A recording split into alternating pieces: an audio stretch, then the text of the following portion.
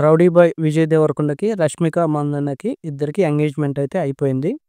నిన్నైతే కొంచెం సీక్రెట్‌గానే ఎంగేజ్‌మెంట్ అయితే ప్లాన్ చేసుకున్నారు. అయితే ఈ ఎంగేజ్‌మెంట్‌కి రష్మిక వాళ్ళ ఫ్యామిలీ నుంచి అయితే ఎవరు అటెండ్ అవ్వలేదని చెప్తున్నారు. అంటే వాళ్ళకి విజయ్ దేవరకొండ అంటే ఇష్టం లేకపోయి ఉండొచ్చు. అందువల్ల వాళ్ళు హాజరయ్యి ఉండకపోవచ్చు. కానీ ఇది రష్మిక మందన్నకి ఇది ఫస్ట్ ఎంగేజ్‌మెంట్ ఏం కాదు. ఇది సెకండ్ ఎంగేజ్‌మెంటు. ఇంతకుముందు రష్మిక మందన్నకి కన్నడలో 'కిరాక్ పార్టీ' అనే ఒక సినిమాలో హీరోగా చేసిన రక్షిత్ శెట్టి అనే హీరోతో ఎంగేజ్‌మెంట్ అయితే అయింది. ఆ సినిమా డైరెక్టర్ వచ్చేసరికి మన 'కాంతార' హీరో రిషబ్ శెట్టి. రిషబ్ శెట్టి డైరెక్షన్‌లో 'కిరాక్ పార్టీ' సినిమాలో రష్మిక మందన్నకి ఫస్ట్ కన్నడలో హీరోయిన్‌గా ఛాన్స్ వచ్చింది.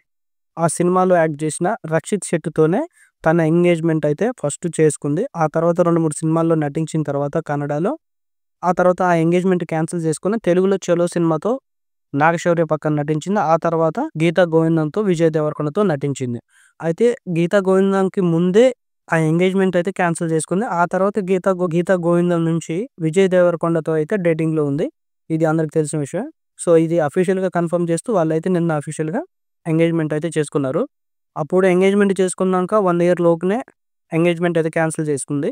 మరిప్పుడు ఎంగేజ్‌మెంట్ చేసుకున్నాక 2026 ఫిబ్రవరిలో మ్యారేజ్ అయితే అని అయితే చెప్తున్నారు. సో, ఇది అవుతుందా కాదా ఇక చూడాలిక.